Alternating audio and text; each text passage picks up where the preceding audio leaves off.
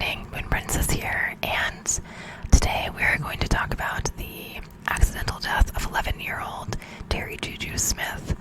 And I want to go ahead and first and foremost apologize for the background noise. It is what it is.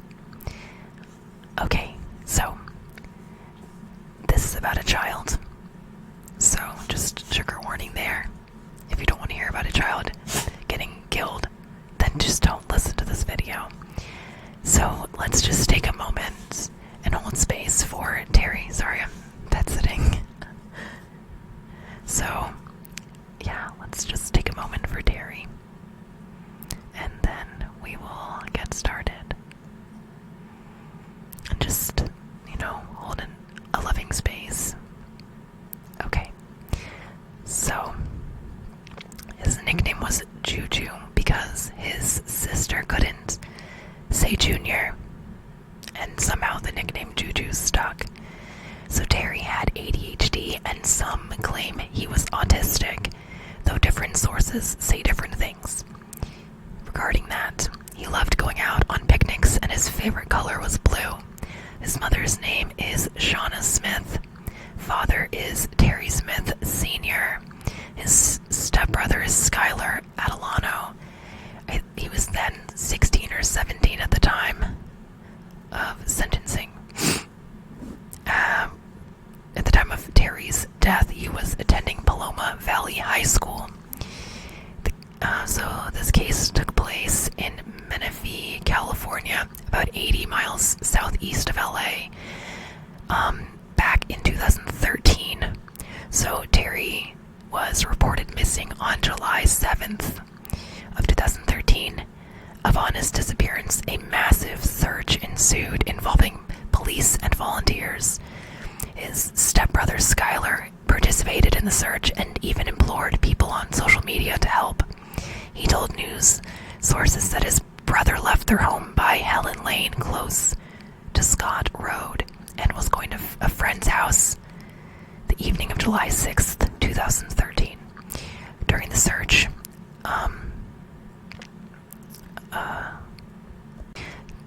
Skylar told Menifee 24/7 that he left his home on Helen Lane near Scott Road, but that he never saw him again.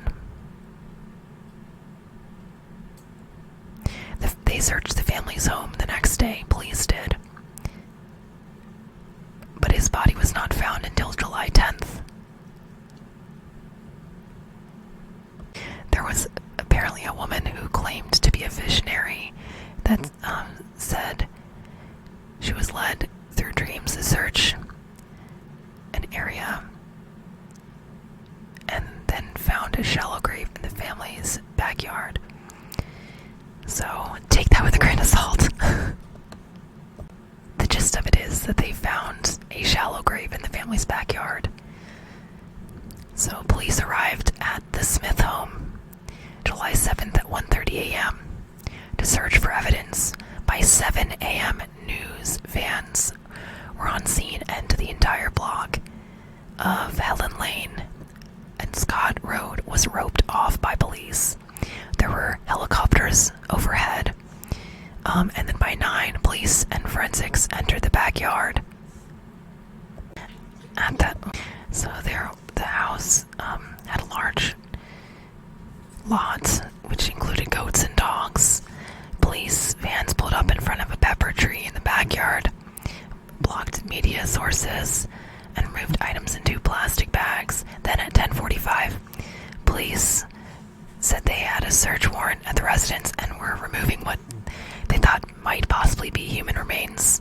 There were civilian volunteers searching the area, starting at Menifee Market, a store that Terry often went to. And it's like 100 yards from his family's home, on a dirt road.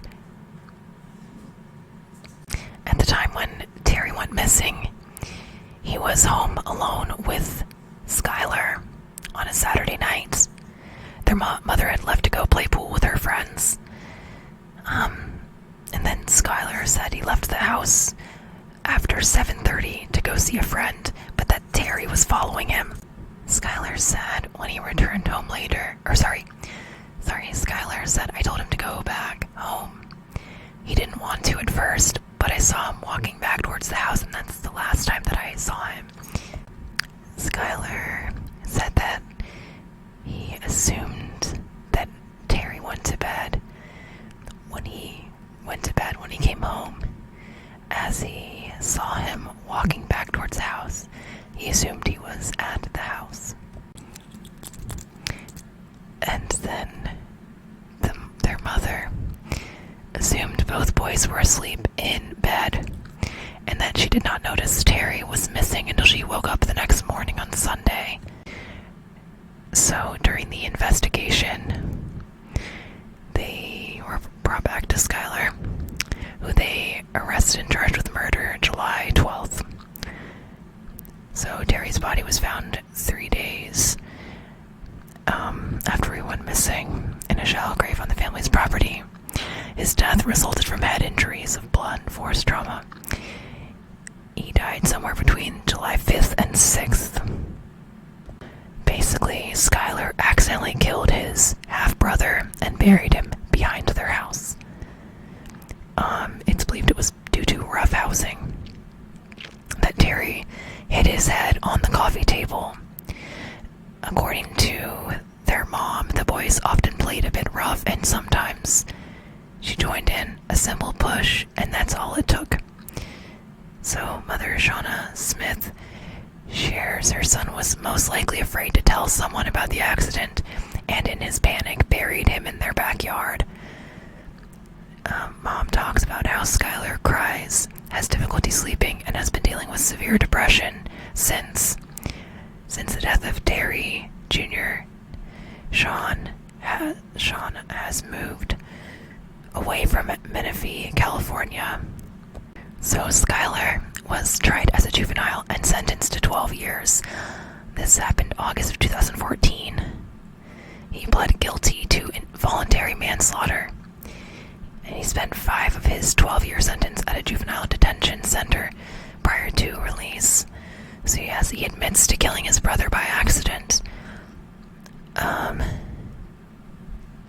Apparently a defendant sentenced in juvenile court can't be held in a juvenile facility past the age of 23. He remained at juvenile facility in California Youth Authority in Camarillo until June 18th, when he was transported to Murrieta, the location of his initial sentencing, was given probation and then released. But the court records on him are sealed. For Shauna, she has lost her son Terry, but in a way also lost Skylar, and it brought a lot of emotional upheaval for her. Since he was placed in juvenile custody, Skylar has been able to graduate high school.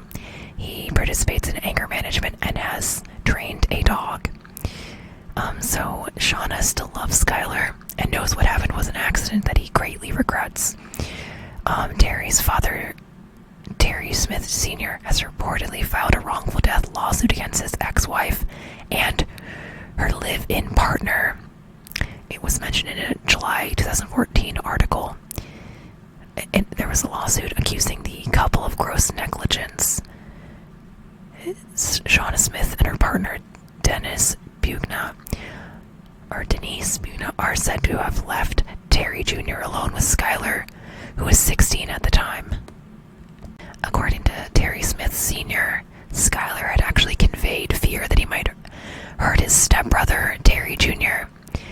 Terry Sr. has at times intonated his belief that Skylar was angry towards his son. Skylar is alleged to have had a history of violent outbursts and some serious mental health concerns.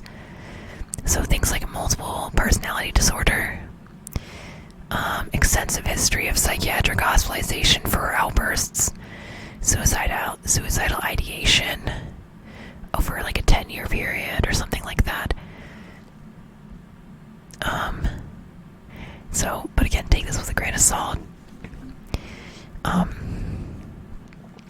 There was also a Facebook post where Skylar posted, "The bitch only keeps me and the R around to F us," which he did later delete, but like, that does indicate that something's not right with this guy.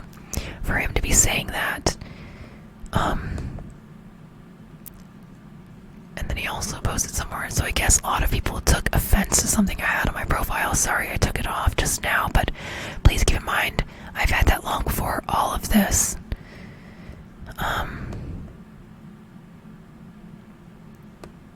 And yeah, I find it interesting that he was a participant in the search for his brother and posted about his missing brother on social media, despite already knowing what happened to his brother. If this was purely an accident, why didn't he just come forward from the get-go? I just find it weird. There's some other interesting posts on his page. Here is a quote from one of his posts. I gave you that chance you asked for, but you won't give me the same. I went to you, hoping you would cope with me and understand where I'm at, and do you? Not really. I tell you, I need to get out of the house or I'm gonna blow up on everyone, and you say stay home and basically tell me to play nice and wonder why I'm hesitant on talking to you. Because when I do, I get laughed at, and you don't care as long as I stay home. This home is not a home. A home is where your heart's at. And if it's somewhere else, can I go and live there? Honestly, I'm tired of everything. This is just me, but whatever. You really don't care. Sad. But yeah, that's about all I have on this case. Thank you so much for watching. I hope you found it interesting. Please like and subscribe if you did, and I look forward to seeing you in my next one. Good night, Moonies.